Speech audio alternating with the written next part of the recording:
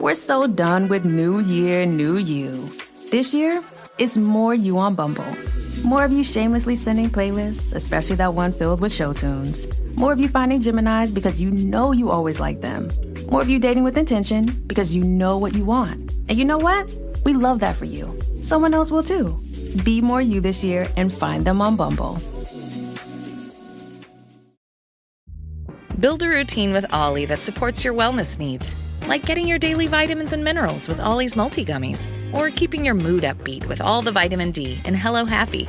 Give your gut health some support with probiotics, and wake up feeling refreshed after taking Ollie Sleep. Do wellness on your terms. Find Ollie at a Walmart or Target near you or at ollie.com. These statements have not been evaluated by the Food and Drug Administration. This product is not intended to diagnose, treat, cure, or prevent any disease.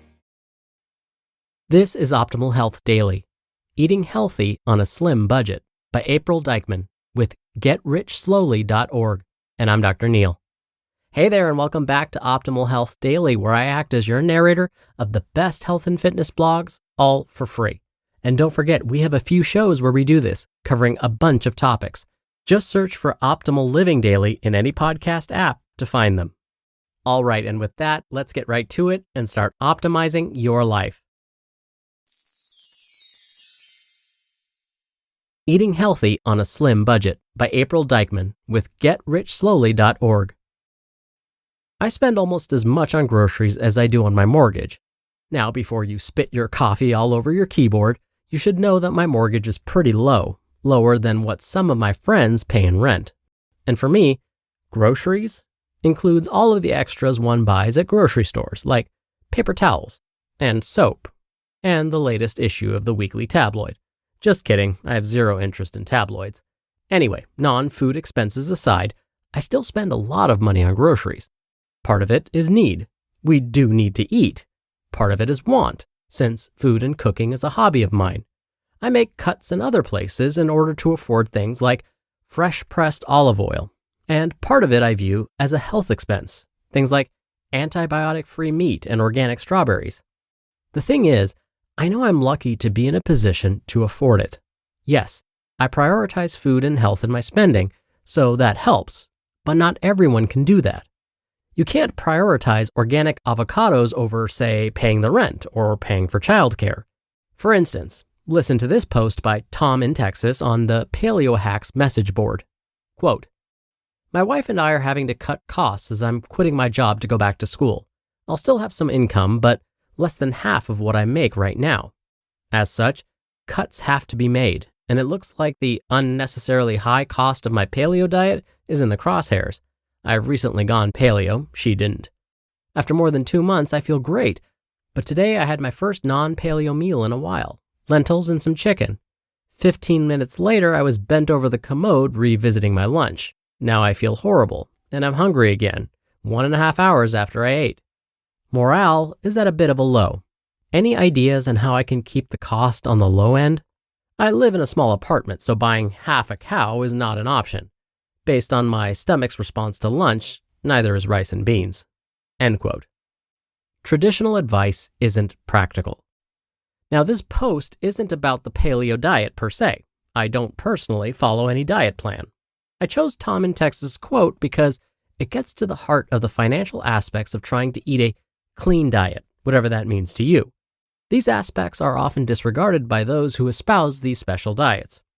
Especially when you're talking to a health nut about the expenses of eating healthy, they say things like, cut other expenses to afford it, or consider it a medical expense. Or they offer the advice Tom in Texas mentions, buy half a cow. But Tom in Texas is on a very restricted budget. He can care about his health until the grass-fed cows come home, but that won't magically put food dollars in his bank account, and he can't buy in bulk because he lives in an apartment. Plus, his significant other isn't on board. She doesn't share his views on diet, and that's a difficult situation when his food expenses have increased and his income has decreased. She has a right to be concerned about their finances. So, what can Tom do to keep eating in a way that makes him feel better while keeping to a tight budget? Decide what matters most. The solution is to prioritize. You may not be able to afford a perfect diet, whatever that means to you, but you can make choices where it matters most. Here's a roundup of some of the best advice I've read about what to prioritize and how to stretch your budget. 1. Cut the fancy supplements, powders, and special drinks. If you have to watch your budget, think about cutting the $50 protein powder and have some eggs for breakfast instead. Ditto the special drinks. Anthony Bonaire at Hybrid Athlete writes, quote, "Don't drink your calories. Avoid soda, juice, and energy drinks. Stick to water, tea, and coffee." End quote. These are all cheaper and healthier. 2. Don't throw your food budget in the trash. If your produce often goes bad before you get a chance to eat it, buy some frozen vegetables. Steve Kam of Nerd Fitness writes, quote, "Sure, I love fresh veggies, but since frozen veggies are picked and then frozen at peak ripeness and thus most nutritionally dense, they are often a better value while being edible for months longer." End quote. 3. Get the most nutritional bang for your buck. Steve Kam also writes, quote, "Target nutrient-dense foods, but understand that we're looking for the most economical food choices. If food A costs $10 and has 50 of nutrient X, we'll pick food B instead, which only provides 45 of nutrient X, but costs just $2. End quote. High on his list, dark leafy greens, broccoli, eggs, meat, canned tuna, legumes, bananas, and plums. 4. Cook like your grandma. Rachel Adams, the freckled foodie, tells Abel James, the fat-burning man, quote, "After ditching my go-to Pam cooking spray, I began to research other cooking oils. My favorite early discovery is to save all the excess grease from cooked bacon, ground pork, and any other meat and use it to cook veggies or side dishes." End quote. Another way to use up everything you buy? Eat the perfectly healthy parts of produce that most people throw out. For instance, you can saute beet greens and you can steam broccoli stalks. 5. It's okay to buy less expensive meat. If you want the highest quality of meat but can't afford it, don't sweat it.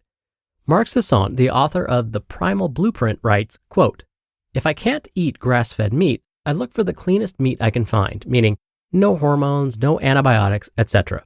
End quote.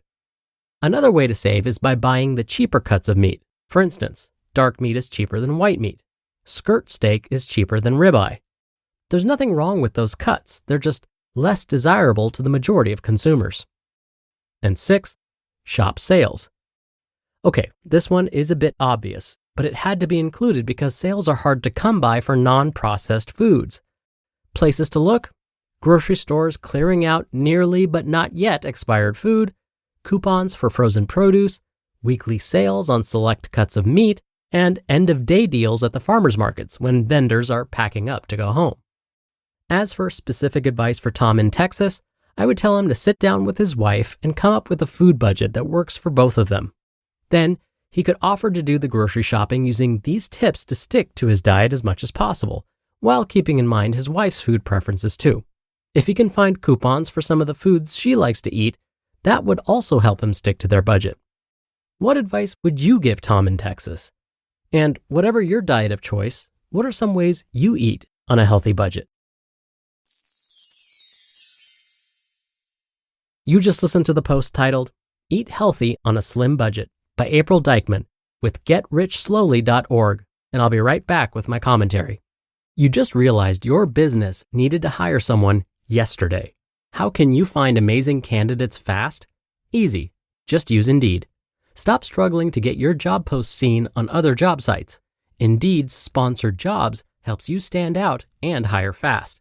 With Sponsored Jobs, your post jumps to the top of the page for your relevant candidates so you can reach the people you want faster. When it comes to hiring, Indeed is all you need. One of the things I love about Indeed is that it filters out incompatible applicants, making the process so much faster. There's no need to wait any longer. Speed up your hiring right now with Indeed. And listeners of this show will get a $75 sponsored job credit to get your jobs more visibility at Indeed.com/health. Just go to Indeed.com/health right now and support our show by saying you heard about Indeed on this podcast. Indeed.com/health. Terms and conditions apply. Hiring? Indeed is all you need. This episode is brought to you by State Farm. You might say all kinds of stuff when things go wrong, but these are the words you really need to remember. Like a good neighbor, State Farm is there. They've got options to fit your unique insurance needs, meaning you can talk to your agent to choose the coverage you need, have coverage options to protect the things you value most, file a claim right on the State Farm mobile app, and even reach a real person when you need to talk to someone. Like a good neighbor, State Farm is there. Dr. Neal here for my commentary. I completely agree with April's main point. We have to prioritize. This applies to basically any behavior, not just how and when we spend our money, but also whether we choose to squeeze in a workout or watch Netflix instead. It's about prioritizing health over other less important things. So how do I prioritize? Well, one thing I do is plan what I'm going to eat at least a week ahead. So every day for the coming week, I know what I'm going to have for dinner, because that's usually where most of my calories come from. I also block off times in my calendar when I'm going to work out. So every day next week, I know which days and when I'm going to squeeze in that workout. Just those two tricks alone help me stay consistent with my diet and physical activity. And if you think about it, diet and physical activity, those are the two behaviors that can significantly reduce disease risk. Now, at the end of today's article, the author, April, asked us about ways we plan to eat healthy on a budget. I would also ask, what areas of our health are we going to prioritize? For me, it's diet and physical activity. All right, that'll do it for today. Thank you so much for being here. Thank you for listening every day. I hope you have a great weekend. And of course, I'll see you back here tomorrow where your optimal life awaits.